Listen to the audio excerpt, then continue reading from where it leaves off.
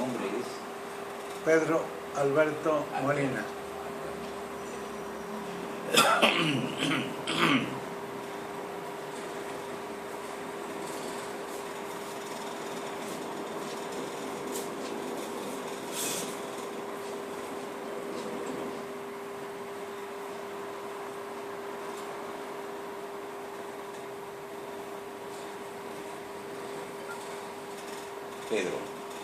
Pedro Molina, ¿por qué no nos cuentas un poco tu comienzo, digamos, tu afición por el arte?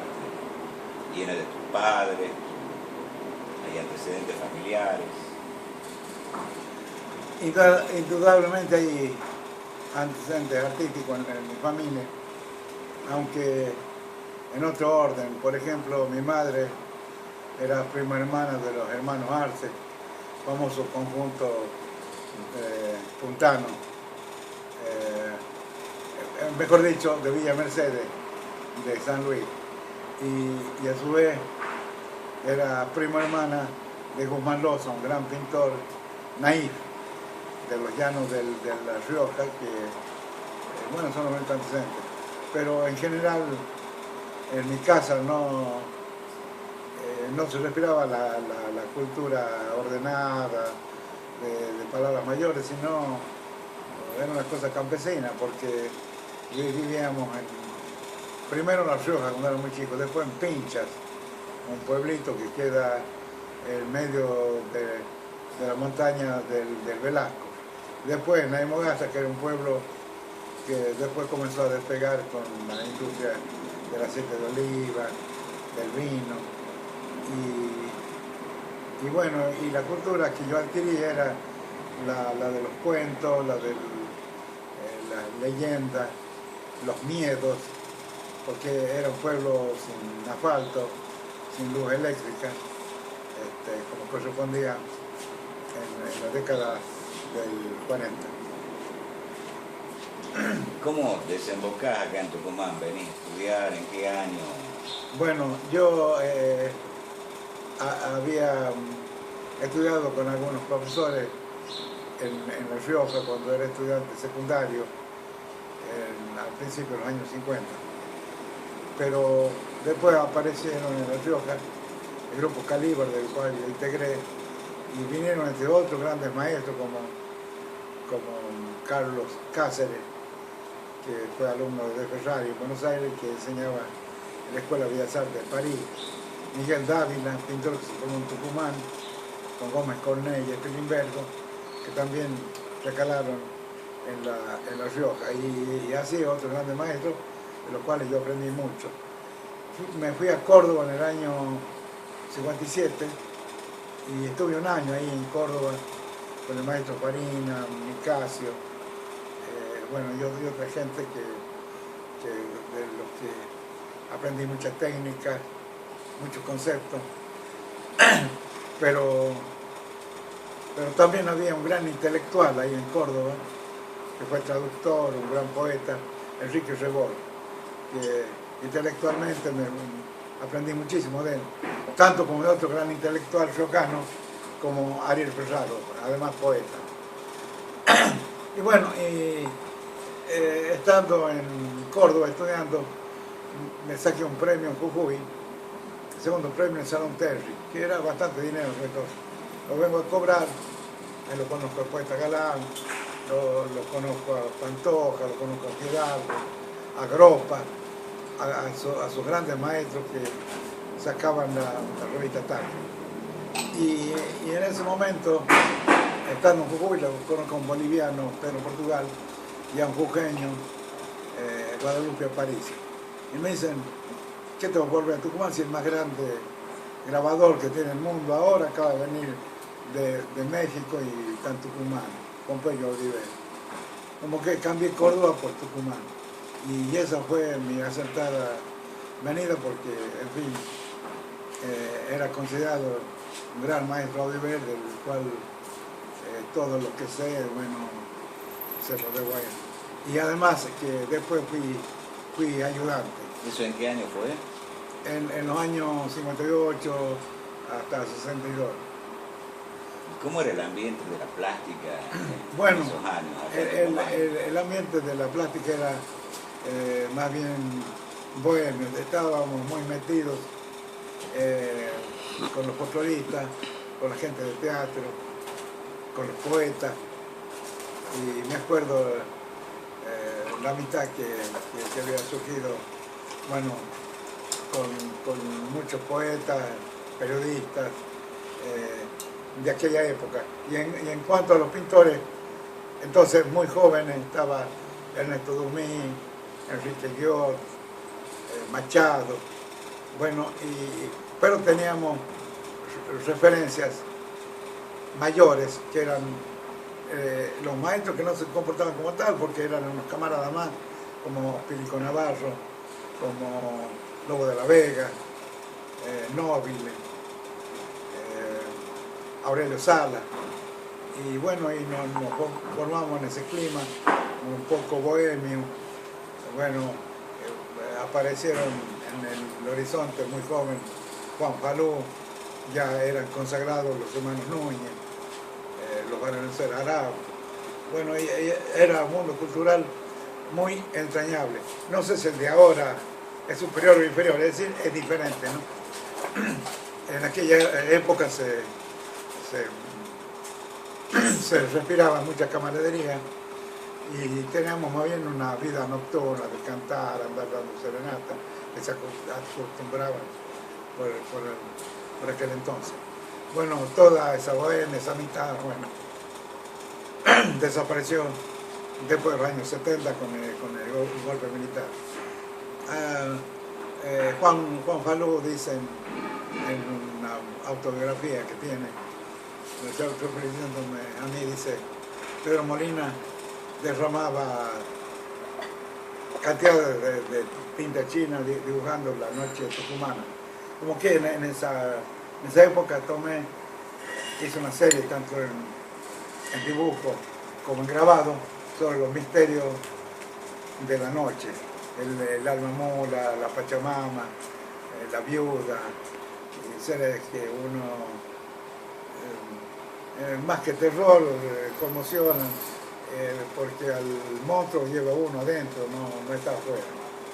Así que esa época de Tucumán, de amor y odio a Tucumán, es una cosa que recuerdo como cosa fundamental en mi formación, y que he tocado ciertas teclas así de autenticidad que, como dice Agüero, esta copla me salvará. ¿Por qué decir de odio también, de amor y odio?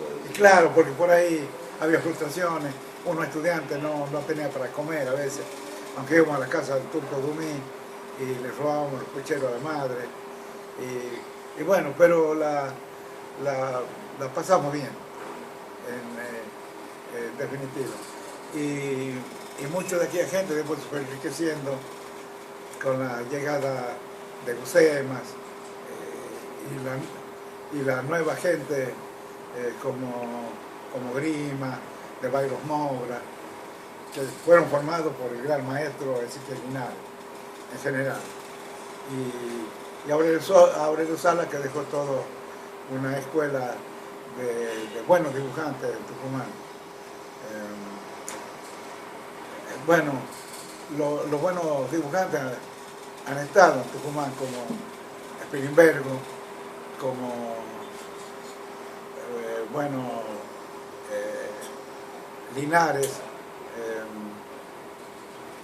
Gómez Cornet y tantos más, ¿no? Pero el que fue fundamental fue Lajo Salay, que enseñó con cierto extracto lineal a dibujar todo el mundo. Y tan es así que fue reconocido por el propio Picasso. Dice Picasso, con su natural humildad, dice: Lajo Salay es el mejor dibujante del mundo después de mí. Bueno, él había dicho que si quedaran dos dibujantes en el siglo, uno de los dos iba a ser Lajo Salay, sí. Otro él. Con su natural humildad. ¿Sí? Exactamente, sí. Bueno, y de ahí te vas de Tucumán a enseñar. Bueno, Tucumán también. Bueno, yo aspiraba en aquel momento que me dieran la ayudantía con las cátedras, pero no, bueno, no me dieron. Había otra gente que quizás tenía más antecedentes. Y me fui a trabajar a La Rioja, que en aquel entonces ya había comenzado la dispersión del grupo Calíbar. Estaba una de las tantas dictaduras argentinas, en el año 63, 64, no recuerdo cuál de ellas. Y 66. Sí, claro, yo entré a trabajar en una escuela de diseño pese a la resistencia de algunos colegas, entre comillas, y el director Federico Granillo Valdés, un tipo de la aristocracia riojana, dice, no me importa que Pedro Molina esté acusado de comunista mientras pueda enseñar a la gente. Bueno, y me quedé en La Rioja, luego me casé en el año 66, como ya las cosas estaban turbias, comenzó a emigrar la gente. Primero se fue un gran maestro que se llamó Asiago a Ibiza porque se consiguió una beca, y después fue recrear en Ibiza, que en aquel momento era el paraíso de los hippies. Claro. Ahí apareció por primera vez el LSD y cuántas cosas más. Y nos llamaba que íbamos, después se fue Ocampo, un arquitecto, un gran ceramista. En el año 66 digo, ¿qué hago aquí? Yo también me voy. Y me fui, estuve en Ibiza años 66, 67. Hice un curso en Barcelona sobre litografía y después me mudé a Madrid, tuve un tiempo en Vigo, tuve un tiempo en Granada. Y bueno, ahí estuve casi hasta el año 70, que me hacen un contrato, me llaman de Tucumán y me vengo a Tucumán. O sea que te venía a Tucumán en los años 70. Claro, y comienzo a trabajar y enseño historia del arte, dibujo en escultura y después grabado. Años después armamos un taller de litografía y bueno, después que nos echa Busi, queda una profesora a cargo de eso, no recuerdo el nombre, se Manuel Amor. Bueno, ella era decana, sí, del departamento de jefa, arte. sí. Y también así que había prohibido los modelos desnudos. Entonces la única modelo que aceptaron fue con una malla entera. Y se cuenta una anécdota graciosa y a la vez patética de aquella época. Un alumno encontró una bota tirada en la basura que había en el fondo y la pintó como modelo. Y lo expulsaron, o lo trataron de echar porque la Manuel Amor consideraba que era una referencia a los militares. ¿Había cambiado ya en relación a tus años de estudio el ambiente de la plástica o seguía siendo igual acá en Tucumán? Había cambiado un poco porque los que eran estudiantes en aquel momento ahora eran auténticos artistas, como ya di el nombre de Ernesto Dumí, Claro. bueno. Y años después otra generación de jóvenes, donde está Fernández, donde está Víctor Quiroga, y bueno, y después vienen décadas, por décadas, ya estas últimas ya no las conozco, pero aún resuena lo que hizo Penibel o Gómez Cornet en aquellos años, que la genial decisión del, supongo que era filósofo Parpagnoli y de Escole, ¿no? Escole, que era Claro. el rector. Claro, entonces, que curiosamente la hizo el peronismo y la borró el peronismo, ¿eh? Porque muchos profesores fueron cuando le exigían que se afiliaran. Claro. Hablemos un poco de tu obra. ¿Cuál es el interés de tu obra, el objetivo? ¿Qué es lo que te interesa plasmar plásticamente? Como Bueno, temas, como sentimientos. sí. Repito que yo me crié en un medio rural Y yo creía que copiando, lo copiaba mal, por suerte, a los tipos populares de carnaval, a los domadores, a los quirquincheros, a los cazadores. Copiándolo lo más fiel era obra de arte. Y bueno, toda esa época fue del norte de La Rioja, de Mudanza, de Departamento de Arauco, donde dice gaucho, gente en burro, la gente moliendo algarroba, haciendo patay, haciendo aloja. Bueno, lo que ve un adolescente, un niño casi. Y por suerte todo, una gran parte de lo que hice lo conservo. Y luego cuando vine a La Rioja ya comencé a pintar al óleo, a trabajar con espátula, a hacer la teoría del color, hasta que en los años 57 se crea el Museo Octavio de la Colina en base a un gran concurso que había habido en los años 50, y vienen estos maestros que mencioné, que vivían en París, otros en Buenos Aires, y bueno, y fue un fermento grandioso eso. Y la temática que yo tenía cuando no había venido ese grande maestro era muy naturalista, o folclórica si quiere. Los músicos ambulantes, los músicos con tambores, con triángulos, con acordeón, los músicos populares, los payadores de a caballo, todo aquello que la Rioja fue perdiendo, pero quedan resabios, ¿no? Por suerte.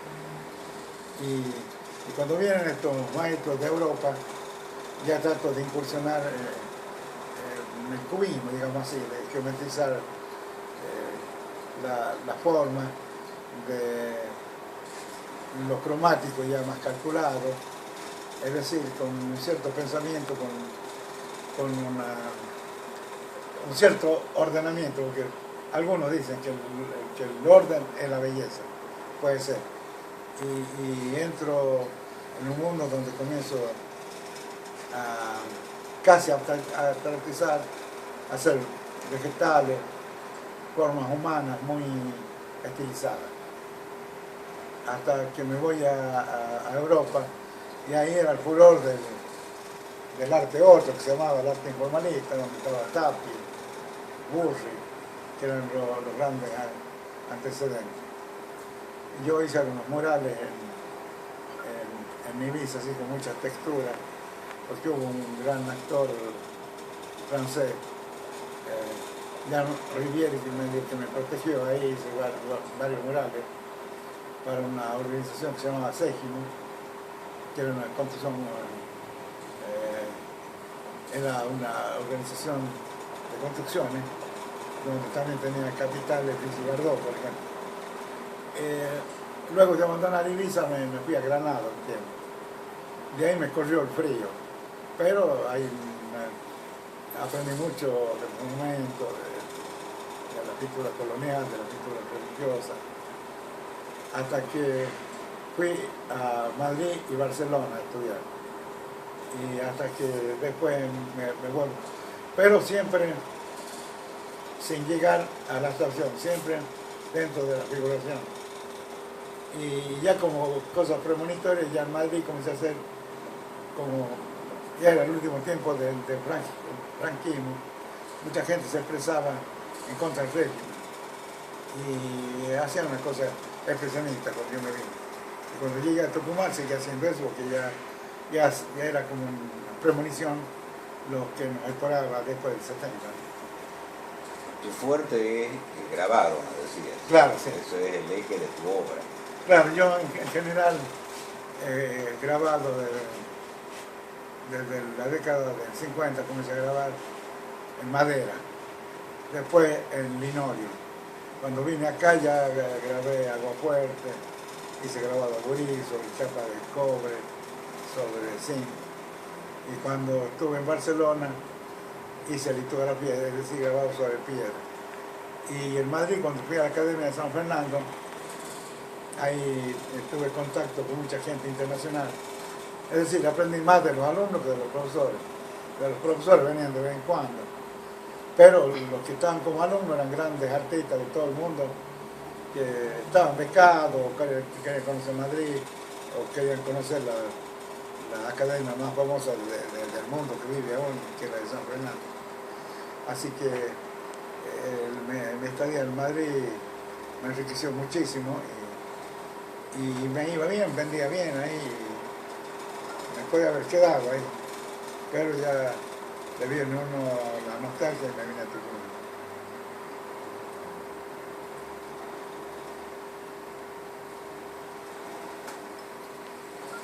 ¿Cómo definirías tu obra? Si es que cabe una definición o varias. Y bueno, sería como, oscilaría entre un arte fantástico, por lo de la fantasía, ¿no? Y un arte expresionista.